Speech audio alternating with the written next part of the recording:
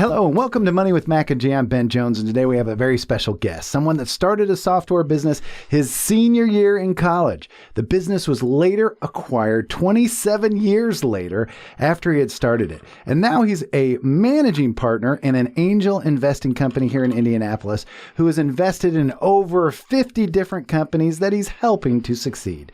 Let's stay tuned for some up close and personal time with Tony Petrucciani.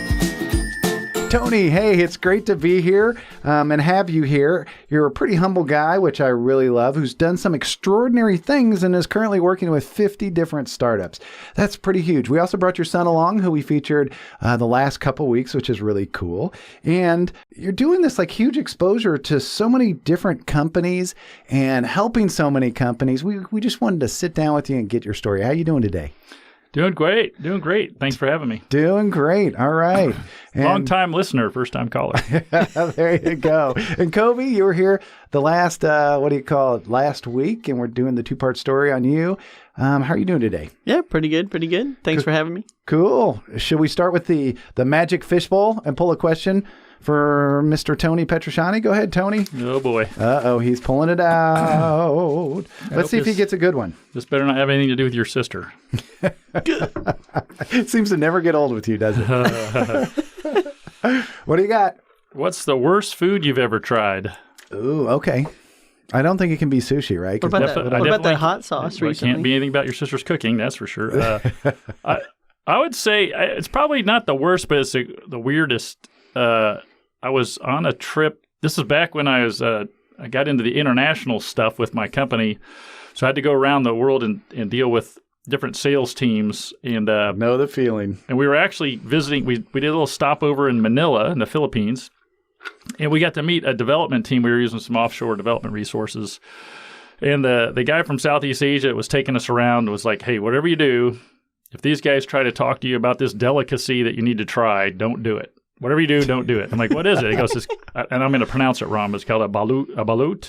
And I'm like, what is it? He goes, don't worry, you don't want it. Okay. So we meet with them all day, have a long meeting, and afterwards we go downstairs to the local pub there, and we're having a couple beers and just kind of reflecting on the differences between, what we see normally in a work day and they see, and it was really cool, learning about their culture and all that. And after we're getting on to beer 3, and one of the guys goes, hey, I'm going to go get some balut. Does anybody want any? Like, I look at my partner that I'm traveling with over there, my buddy Larry, and we've both been warned to say no. And I go, well, I'll do it if he does it. He goes, well, I'll do it if he does it. They come back and they cost at the time, oh gosh, this was in the early 2000s. So at the time, this was like, they were 10 cents a piece. They take a fertilized duck egg and then they wait until just before they hatch and they hard boil them.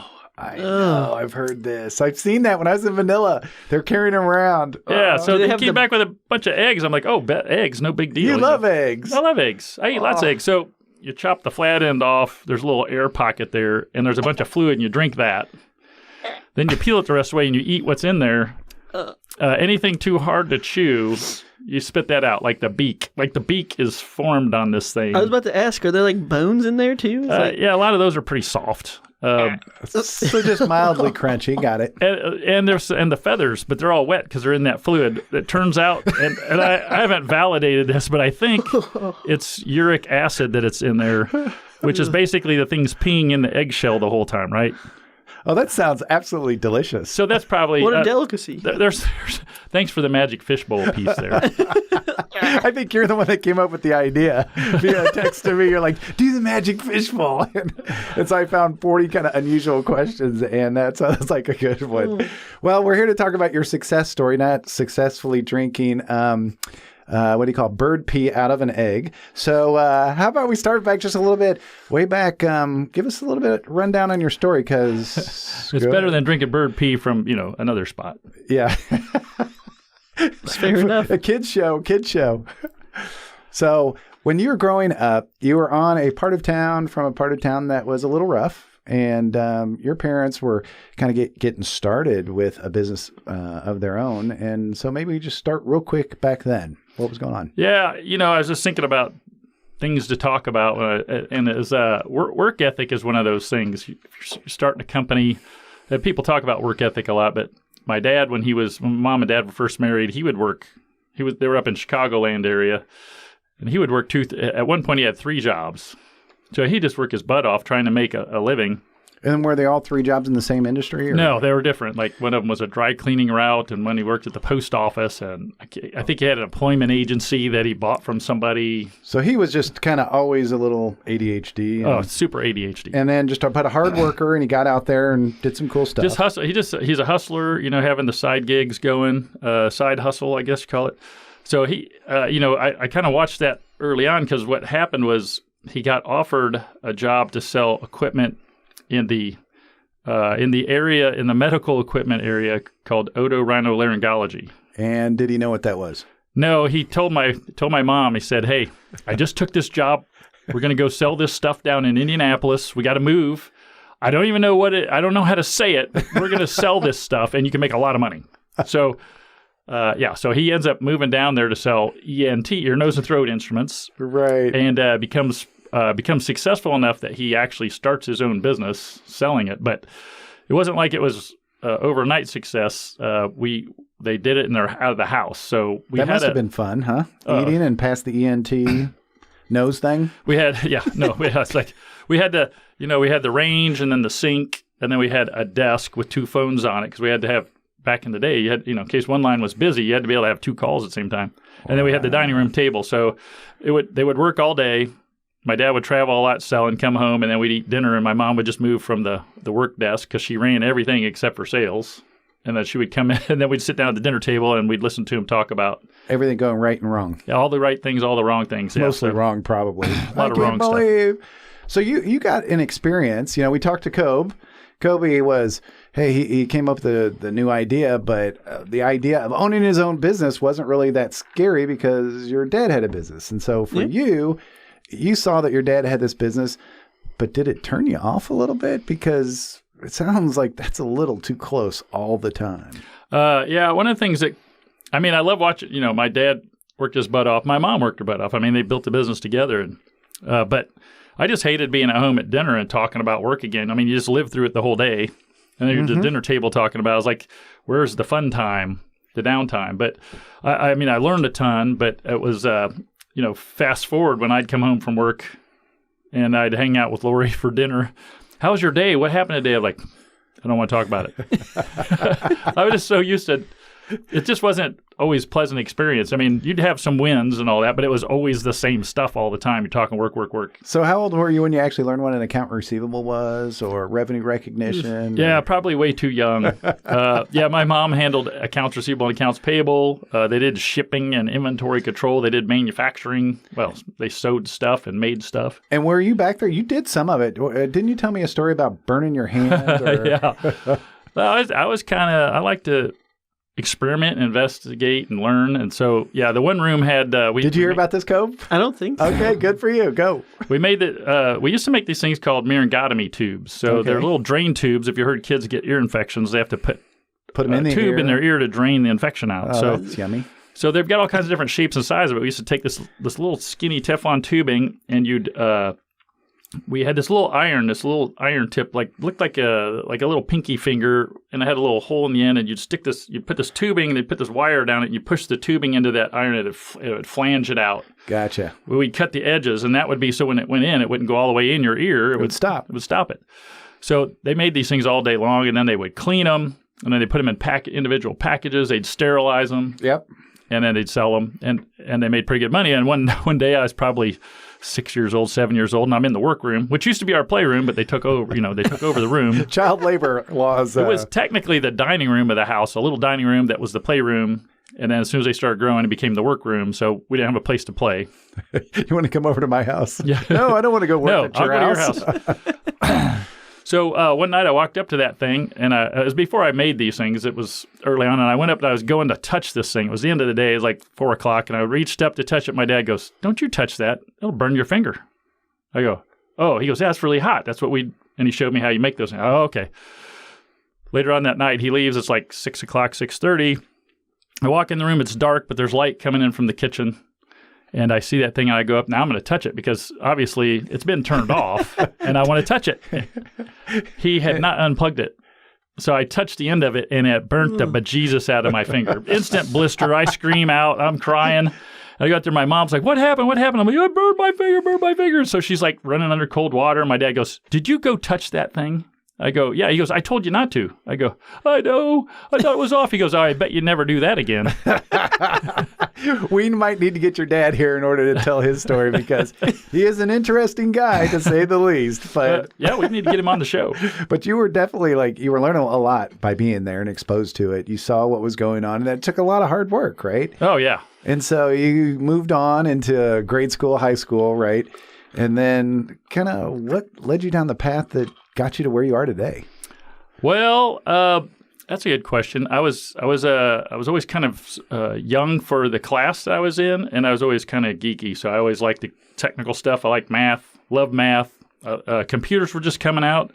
We lived in an area of town that had a strip mall, and in the strip mall they had a Radio Shack. So we'd go run around the strip mall all the time and just kind of up and down, and we'd go into the drugstore and buy, the candy bar, occasional candy bar or whatever, right. And then run next door to the Radio Shack and hang out there. I think I was 12, and the TRS-80 had been released. Trash 80, baby. Trash 80. Radio Shack computer, 4K RAM, baby. You were excited. I was pretty excited, and the manager at the time, who was probably 20 years old, showed me how to get in there to program it. He showed me how the programming language. So I would go over there in the afternoons and play around with the programming. Oh, really? I didn't know that. That's pretty sweet. So I'm 12. I think I'm 12 at the time, 12 or 13, and I was young for school. So I was actually 13 when I was a freshman in high school, and our high school was one of the first high schools in Indianapolis to have a computer programming class. And it was back, they had a mainframe downtown in Indianapolis. I don't know what it was, but we had we didn't have a monitor. We had a teletype, 300 baud teletype. So when you type into it and it would show up on the paper. God, I haven't heard that word in a long time. Yeah, then you'd have commands to save it, the routine, save your program, and then you'd say, hey, I want to print it, and it would come back and print out on the paper. There was no screen. So it was awesome. You just love this new technology. I loved it. Learning how to do it. You told the printer to print, and I could tell the printer to, hello, world. Was that your first girlfriend, kind of thing? Wow. I thought this was a kid's thing, and I could go there if you want. But you did, and you got excited about it. You understood what it was all about. Could you see the potential of what this thing was going to do? Well, it's funny because my dad is, mom and dad were both pretty much computer illiterate. But they got to the point where they finally, when we were in high school, they leased a building. They had a 3,000 square foot building. They moved the business there, so we got the house back. Nice. And they had hired a couple of people, and next thing you know, they've got to have 3 terminals on their computer system to do the stuff they need done. Accounts receivable, accounts payable, inventory, invoicing. So I'm working at high school. I'm doing computer programming. I got the TRS-80 that I played around with. Right. They bought their new computer. They needed to make some changes to it. So my dad would pick me up from high school at about 12:30. My sophomore year, I get early release. Really? Kind of sounds like prison. That was kind of the place over there was like a prison. Actually, early release, baby. It was more like the place where you hang out with before you go to prison. It's a part of Indianapolis, a little rough. It's a little rough area. The paddy wagon's coming in firing the tear gas into the school to break up the riots. Did that happen? Yeah. So, unfortunately, I wasn't hurt because I learned, being a little guy, I learned to walk fast and not make eye contact. So I didn't get beat up very much. I got picked on. Nothing ever really bad. So you were in a tough position, and the interesting part that at least we said about this limited series was the fact that people are coming from essentially not very much to making something of themselves. So you had this interest. Can we call it a passion yet, or just? Yeah. I mean, I loved the computers because, getting picked on, nobody listened to me, but I could tell a computer what to do, and it would do it. Nice. I was the boss. So I was doing work for my dad. He'd pick me up at 12:30, take me for lunch, early release, and then we'd go to the office, and I would program his computer, and I would do stuff on the computer. And he had no qualms about you doing this? No, he didn't know what it was. He loved the fact that he had free labor. Yeah. Well, it wasn't free. I mean, I'm sure he was paying me $3 an hour. Well, and he's Dairy over here Queen. sitting like, oh, Tony wants to hit the buttons on the machine. Like, if it makes him happy, I'll let him do it. So you're over there programming and you're digging it? I loved it. Sophomore, junior, senior year? We had a 5 megabyte hard drive on the system, and every night we do a Huge. backup. We'd put a MB, 14-inch removable platter. We put in there and copy the 5 megabytes and take that big thing. We'd put it in a big foam box and take it home. So we had a backup. Disaster recovery and all that. Disaster recovery. We didn't know what that was at the time. But, yeah. So basically, I was getting close to graduating high school, and I'm like, my buddies are going to college. I really love computers. I kind of want to go to college. And my dad's like, you don't need to go to college. You can work at the family business. You're already doing work here. You just come here and work. I'm like, I really wanted to go experience the college thing. I didn't know what it was, but I knew I wanted to go. Because you're the first one in the family, right? First one to go. Yeah, mom and dad didn't go. And so, And they're doing well. Your dad's finally moved to a spot where he's got a membership at the country club, right? He got introduced to golf by one of his buddies, and he joined a country club by this time. Yeah, so you're starting to see a resemblance of people around you that had a little bit of money. You're starting to see your parents are working hard and things are going pretty well. You're doing the computer, the programming, and you're sitting there going, wow, this seems to be working. And do I go to college or not? And so what made you go to college? Well, my best friend was going to college. I'm like, I want to go to college. So I'm like, hey, Dad, I want to go to college. They're like, no, you don't need to go to college. I'm like, well, what happens if somebody buys your company and they don't want to keep me on? I need a degree to fall back on, don't I? And he goes, all right, you can go to college. Wow. That simple of a conversation. Well, it probably wasn't exactly that simple. That's the way you remember it. Yeah. How much we only did- have so much time on this, right? Yeah, exactly. What'd you say? How much did college cost back then? It was nickel? interesting. It was my total cost of college, 4 years, room and board, tuition, the whole bit was just under $16,000. So Wow. just under $4,000 a year. Because I thought mine was like 24 or something because I came a handful of years after you. Yeah, Like when 2 I went decades. to Purdue, what was like $25,000 a year? Yeah, that's definitely changed, man. But the cool thing about Purdue is that's been the same tuition for like 8 years in a row. That's true. They have Yeah. frozen. They've frozen the cost, which is good. But anyway, yeah. So you're going to Ball State now. You're So- on your way. I'm on my way. My dad, while I was in college, he bought a new upgraded computer system, and he called me I'm up at college one day, and he calls me. He was like, Tony, damn it. Sounds like your dad already. I just bought this new computer system, and I need to get this commissions program so I can pay my salespeople. And now I just spent like $100,000 on this computer system, and they want $3,000 more to do this custom program for commissions. I go, well, hang on a second, Dad. You bought a new computer system. You didn't even involve me in the process. That's what I was going to say. I mean, you're paying for my college to go up here, right? A little side note, I ended up paying my 4th year of college, so it was Awesome. So And it where was- are you taking computer science at? computer science, Ball State University. Chirp, chirp. Sure. They didn't have chirp back then, by the way. It But was now they something do. else. Now they do. Those angry birds. The fiercest robin-sized bird on the planet. Robin The cardinal. size. I love it. So you go up there. You're taking a computer science, So- which has to be pretty new. Yeah, it's they had a pretty good program up there, actually. Okay. So I learned a lot of different languages, but I was already so my dad, my junior year, I think it was my junior year, maybe it was end of my sophomore year, he had bought a new computer system because this business had grown a little bit. So I said, hey, let me come down there and check it out. I'll go look at it. Well, the sales guy had sold him source code. My dad didn't know what source code was. He bought it. Turns out with the source code, I could go in there and make changes. Give me one of those. I'll take one of those. I'll take one source code, please. I'll take one order of source code. Extra So with fast. the source code, though, I could make changes, and he didn't have to pay this firm $3,000 to make the changes. So Right. I always joke around with him. I said, it took me about 12 hours to write this commissions system up. Did you charge him $3,000? No, it was $4 an hour, Oh. but he had to match taxes on it. So it was about $50 he paid me to write this thing. It sounds like your dad. That's a very believable story. Well, so I Hell just of a saved him the deal. entire cost of a year of college. So did he Pretty give you? much. So he took over your 4th year and just kind of paid it and said, No. So what happened though is the guy that had sold him the system was like, dude, you can do that. What, you want to do that for some of my other customers? And what'd you say? Hell yeah. let's talk about this. Now, I didn't know how much to charge at the time. I had no idea what was going on. I knew I got paid $4 an hour from my dad, so I figured I could work these guys for a little more. Like 5 1/4, right? What was minimum wage back then? 3, was it 3? I don't know what it was. Probably right around there. I mean, So you got into this thing. You had a little bit of passion. You kind of messed around with your dad. Your dad was like kind of using you in a good way, right? Because you're using the skill.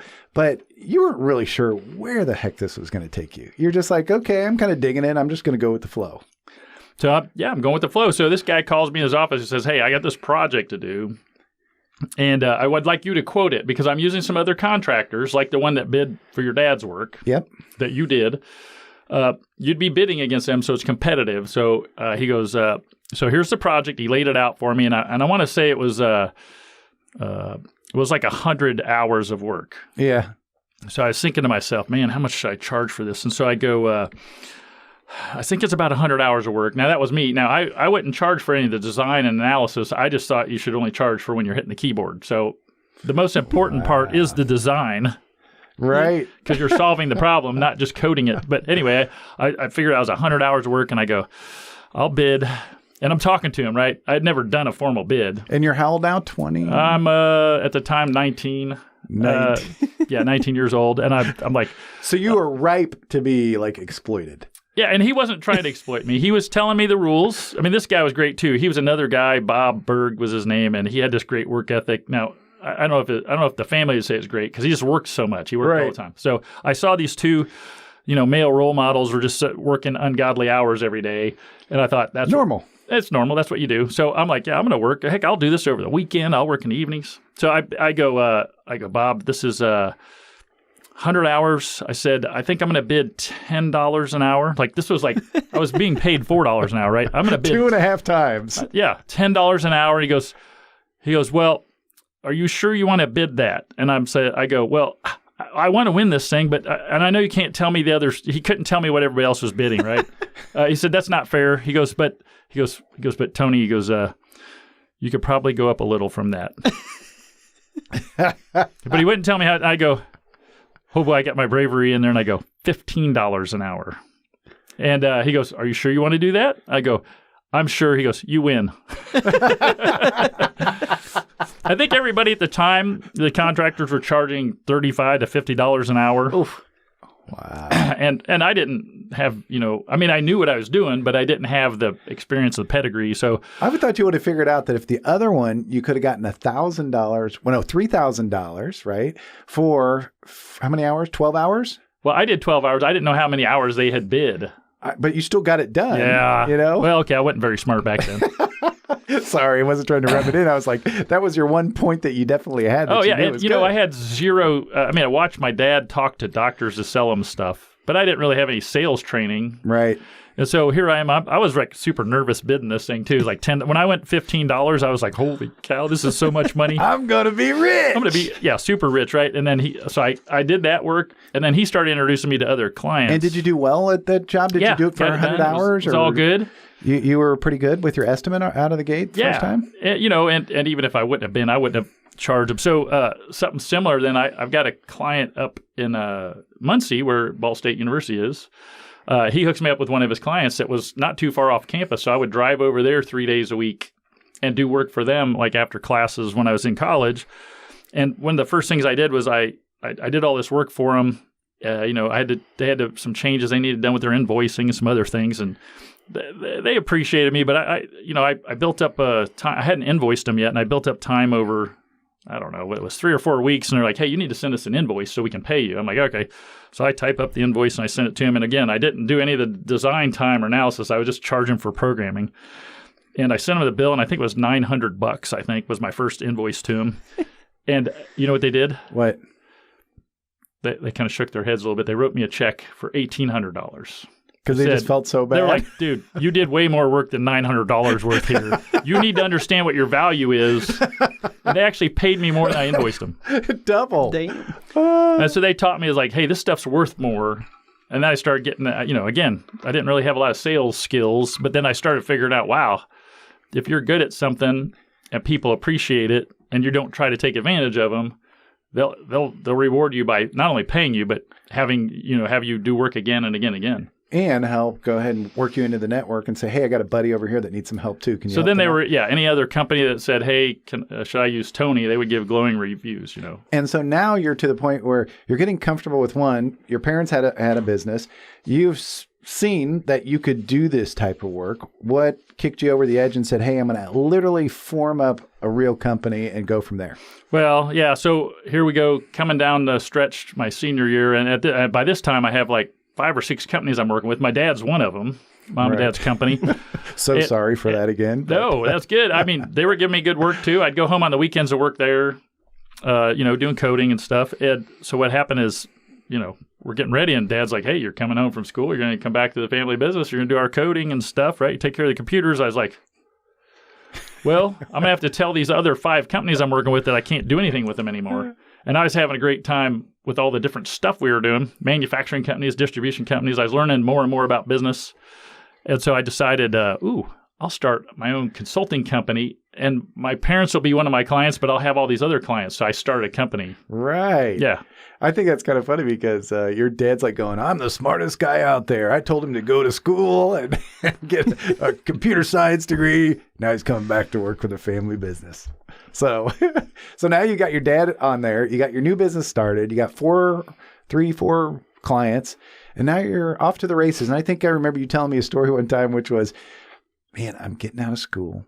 I got this other guy that's making X dollars. I'm going to make 5 times as much as that guy is because I've got my own company. Oh, yeah. The kids coming out of school, the ones that were, the better kids in programming with the programming degrees were making about $30,000 coming out of school.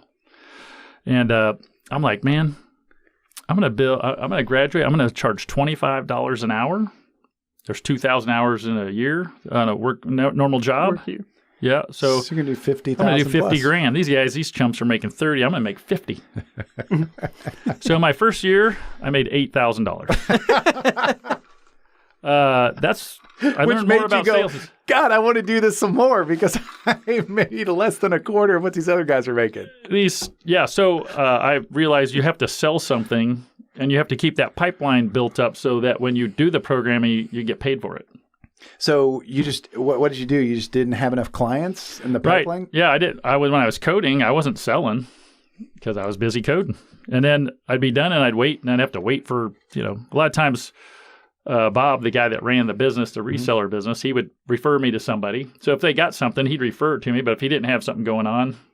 So did you have like lulls in there then? Yeah. You just kind of worked like crazy and then you were off. Yeah, and a lot of times I just code and learning more about the operating system, the programming language. I'd be playing around with stuff, just trying to. Because you had a passion, of course. Yeah, loved it. Man. So the first year you made $8,000, but you graduated from college. But the flip side is by the end of that first year after college, I remember I bought a used car. I think my payment was $104 a month. And where were you living? I was living at Mom and Dad's house. Yay.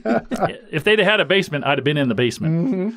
But I still living at home. Mom was cool about it.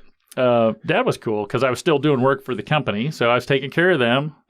But I had $104 a month car payment, and by the end of that year, I started paying myself $1,000 a month. Ooh, now you're going big. Now you're what, 40% of what the other guys are making. Yeah, well, because the first like 4 months I didn't pay myself anything, but so now I'm making that. Now after taxes, it was only like $770 a month.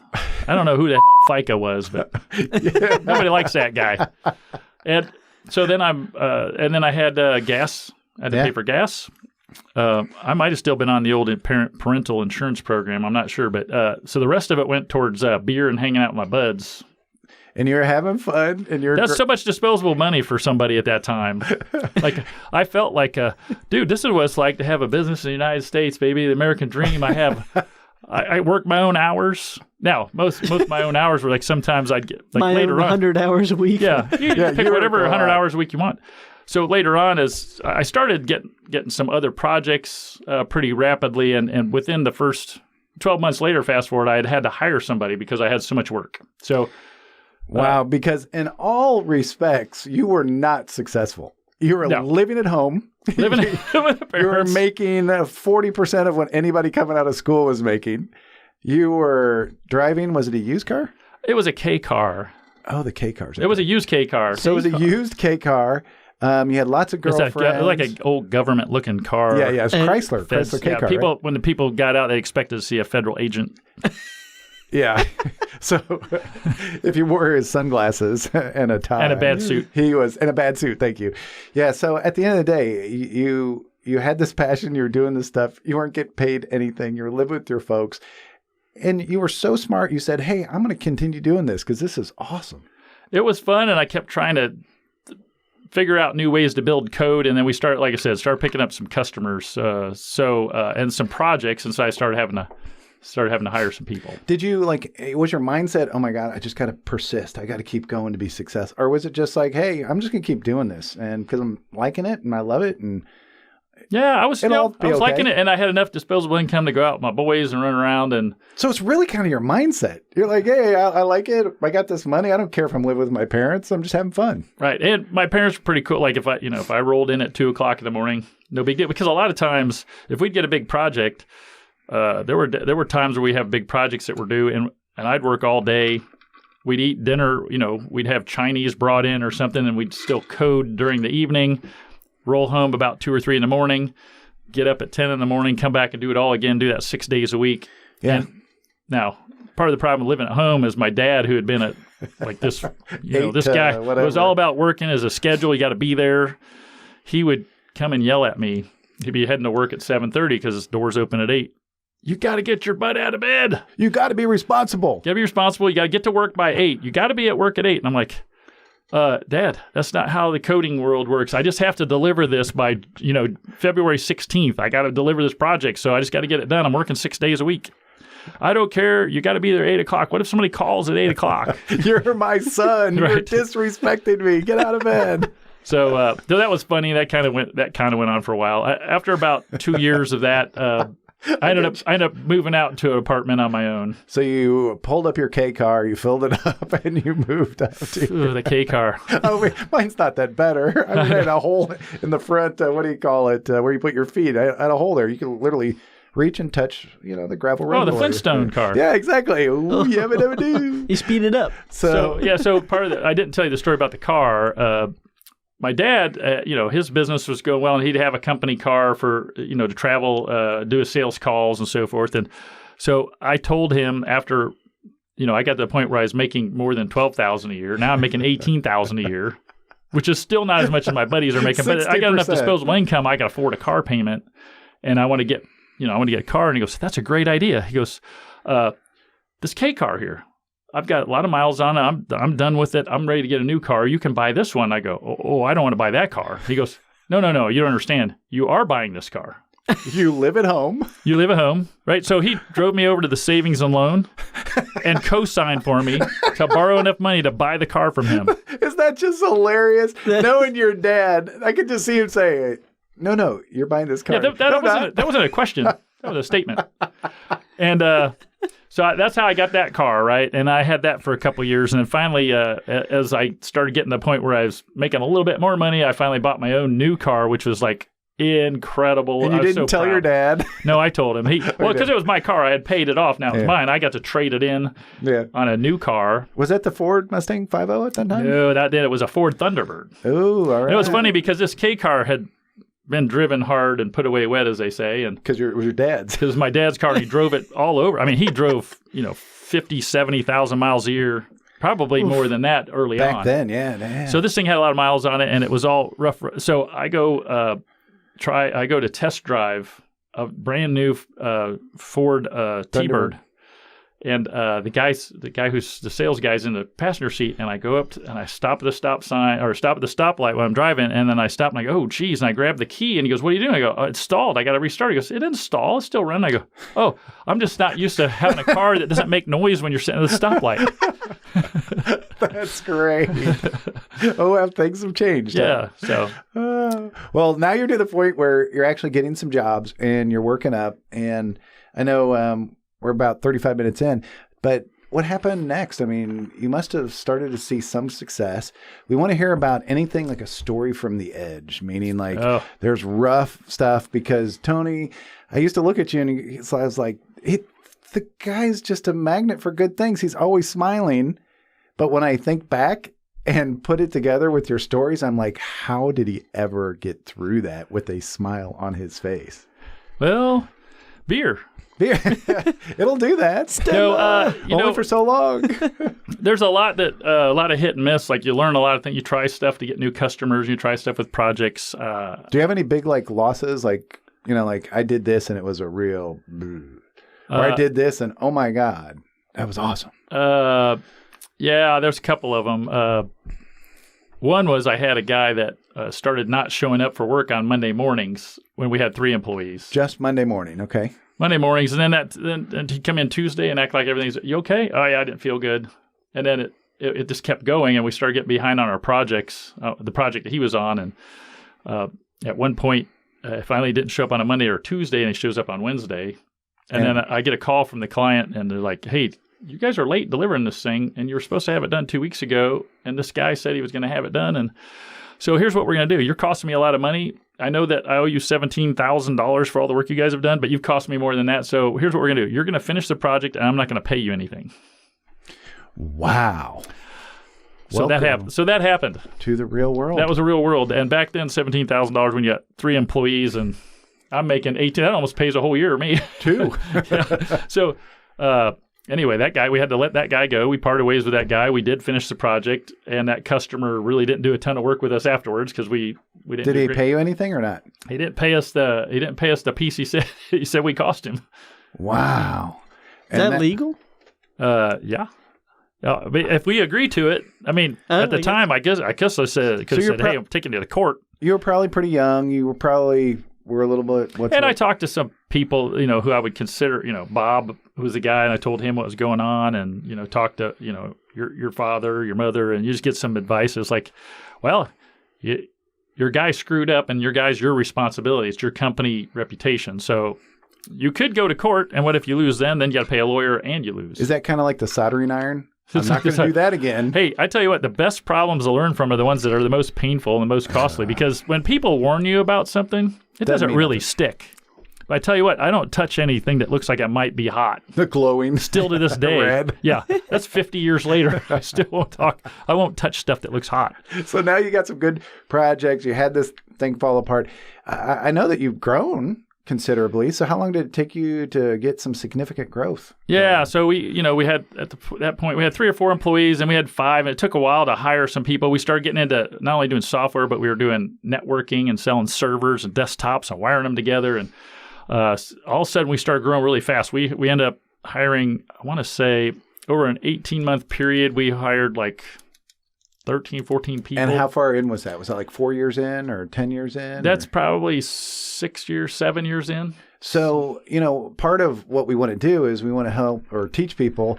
I mean, it doesn't all go awesome at the beginning. And you have to have persistence. And then once you get some traction and you get your name out there and things are going well and you know what you're doing, then the hockey stick starts to take place. Yeah, for the most part, we, outside that guy's project that we let get out of hand, then we got a little better at project management, like communication internally as well as customers started hiring. So we grew so fast that we made the list in 1993. We were on the Inc. 500 list, which Inc. magazine does a list of the fastest growing privately held companies in the country, and we were ranked in the top half.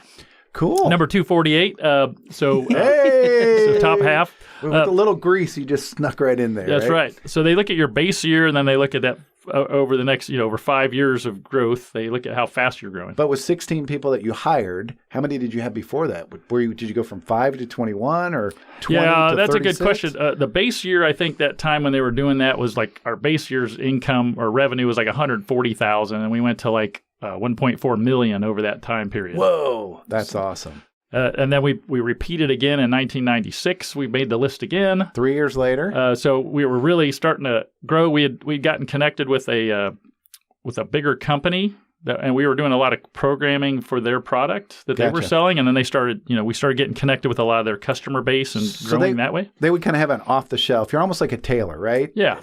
you pull it off the rack, and it's like, oh, I need a little more here, or a little cut down there. And then you come in there and design those extras, and that's what you would do. And that would make the people really happy because they need some customization on their stuff. And on top of that, they would say, oh, we just bought this new software, but we need a server to run it on, and we need new PCs and all this. So we would do everything. You do the hardware, we do software, the training. The single source. We were the single source for That's right. So people didn't know single source systems. Right. And so if you ever see a license plate that goes SSS Inc., that's you, right? Yeah. Well, no. Well, now you're Big Petro, BG Petro. Don't tell anybody. Yeah. Sorry. So what happens, we got partnered with this company, and we started building, instead of doing custom programming, which we continue to do, we started seeing the same modifications being done, customizations. So we started productizing them and selling them as what we call a bolt-on or an add-on. So they'd buy their software, and then they needed a solution that did X, Y, or Z, and they would just buy ours. And it would just plug in and they could use it day one. We wouldn't have to do any custom programming. And that's got to be very profitable, right? Because you've already done the hard work. Write it once and sell it a lot. That was our... It's kind of like Chicago voting. Yeah. Vote often or whatever. It's like, vote early, vote often. Yeah, not exactly the same. But you get the idea. If you already did it, you can just go ahead and replicate it. And I guess my grandfather used to vote every year. After every election. Gone? Yeah. Well, no.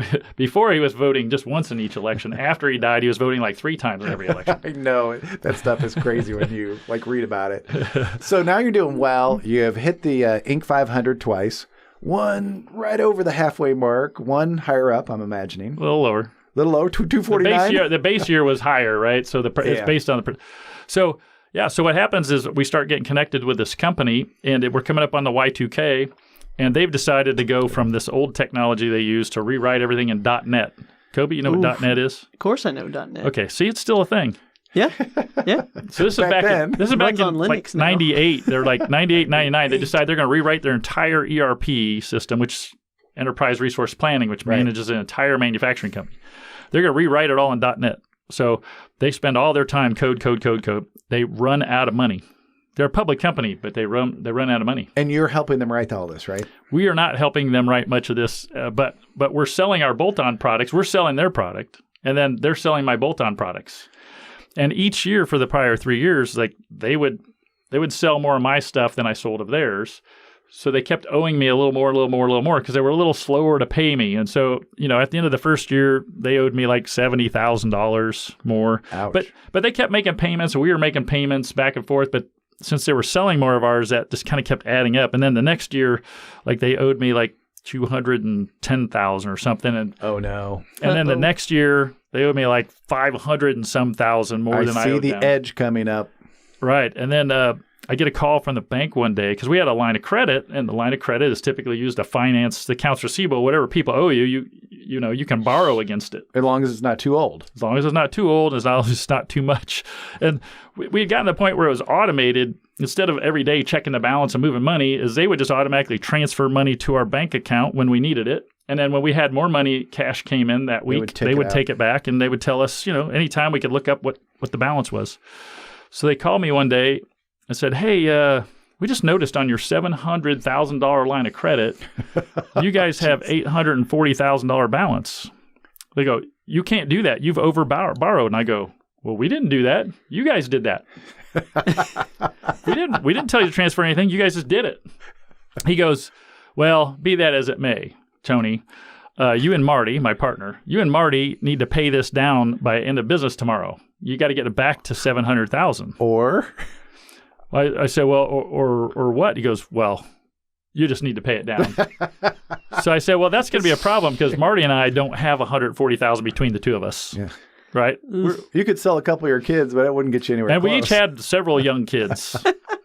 I think at that time it was 98. I had 4, Marty had 4. So, and we all had them very close together. So in 5 years, we had 8 kids. Oh, wow. Between the two of us. So you've got that stress. You've got that stress. Mouths to feed. Now you got this bank calling you, said, dude, cough up 140 like by tomorrow. So I called the CFO of this public company. I'm like, dude, you guys and at the time when I looked, they owed us like $900,000. We had borrowed most of that to keep we had to make payroll. Of course you did. So now they go, I go, dude, you got to get me some money. He goes, I'm sorry. We're in a tough spot now. I don't have anything to send you. I wish I could. I don't have anything to send you. Like,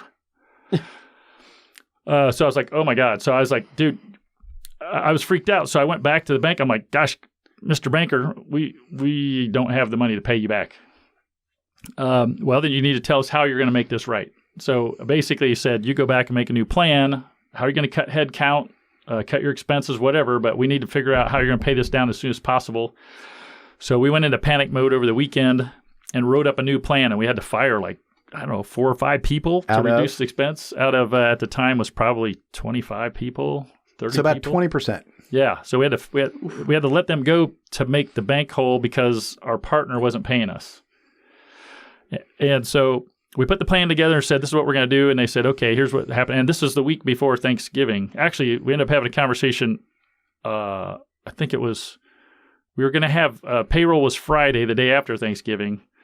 He was talking to us on Wednesday, said, hey, we're going to be closed, but I tell you what I'm going to do is I'm going to call you on Friday. And we're going to be close. I'm going to miss your phone call. Yeah. I'm going to let you know if we're covering your payroll on Friday, but I'll call you later and let you know. So, oh my God. So they're going to let you know. Yeah. So we didn't even know, and we couldn't, so we had already let the people go, but he was like, we're going to tell you if we're going to support your payroll. And they called and said they would. Oh, so a lot of people think when you own a business, it's kind of, oh, you're really rich, you own a business. The stress level there, it doesn't always go really well. And at this point, you literally have 20, 25 people that could be blowing up your phone the next day when they can't pay their mortgage, can't pay for their kids' school, can't pay for their clothes, and you got all this stuff going. So Marty and I had taken pay cuts to try to make payroll. So we had started reducing how much we were taking to try to make things work. And you know what? When there's 4 employees or 5 and two of you take a big cut in your pay, you can make payroll last for a long time. But when you're talking about 25 people, you take a pay cut doesn't really help a lot, but we did. And I had gotten to the point, I was just thinking about that earlier today. I had run up, and fortunately, I was able to get credit, have credit cards over the years, build up credit cards. I did a lot of business travel and whatnot, so I could use them for work. But I ended up racking up our credit cards. I think I was in the mid $40,000 balance on that because I couldn't even. I was spending more, with 4 kids and whatnot. I was spending more than I was making because I took the pay cut. Any stress with that? No stress at all. I mean, that's pretty easy, actually. No, it was very stressful, and I actually got to a point where I did not have enough extra money to pay the interest that came in every day or every month on the credit cards. It was like $700 a month in interest, and I didn't have enough extra to make that payment. I remember. So it just kept rising. It just kept going up. And so here we are closing in on 2000. The bank supported us on payroll, not shutting us off. And then at the same time that we thought this partner business was going to go out of business, which they were going to go Chapter 11 and restructure instead of restructure, because they had a lot of customer income. They just had a lot of bills. Right. So if they go Chapter 11, we were called one of these things called unsecured debt. Of course you are. Unsecured creditor, right? So basically what it means is they would just not pay us. Right. Or they'd pay us something like 4 cents on the dollar or 10 cents on the dollar. These things, and they get worked out where they're horrible.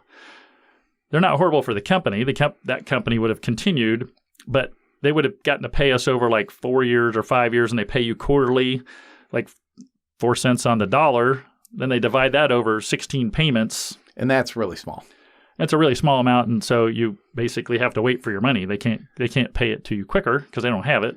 And even if they do have it, they don't pay you because they've got a plan. So we thought they were going to go out of business, and or at least Chapter 11. And so I thought our business was done anyway. We got that's $800,000. Pretty much, you're not getting much of that back. Right. Thinking they're going to go bankrupt. Thinking they're going to go bankrupt. We were able to. I did go over one last ditch effort. I went to the CFO and I said, "Dude," I talked to my lawyer and he's like, "See if you can collateralize some of the debt." So, which means that if they go, what do you call it, belly up, you at least have something you can get. Dude, like just give me some stock because you're a public company. Give me some of your stock in exchange, and then that way I could go sell that on the market to get some of my money back. He goes, we can't do that. Can't do that. So I'm driving back home, and we had always dreamed of building our own software product, and they were doing this .NET thing. So on the way home, I called him. I'm like, dude, what if we took a part of this money you owe us, and I buy a license to this software you've just written, and I build my own service management software on it, not manufacturing like you guys, but I use the same tech stack and the same setup, and I'll build my own product, but I won't compete with you guys. And you guys can write off some of my accounts receivable. And he's like, yes, because little did I know at the time they were in the talks of getting acquired. And because I took some of that debt, the accounts the payable down, it made their numbers better to help, with their numbers on acquisition side. And it helped me because if you go fast forward 6 months later, they got acquired. And then that new company, after they audited everything, made good on the whole $900,000 they owed, less this amount we worked out for the software. And so less than a year later, my personal credit card was all paid down. People were getting their checks for their payroll. People got their checks payroll. You weren't sweating bullets every Thursday night. Yeah, it was incredible. Our account, the line of credit was paid all the way down. Yeah. I mean, so all of a sudden we looked like we were in great shape. Like a magician. Yeah. Poof, poof. And everybody's like, oh, this stuff's easy. Everybody's looking on the outside. Oh, this is easy. This is easy business. But it was a little bit, painful.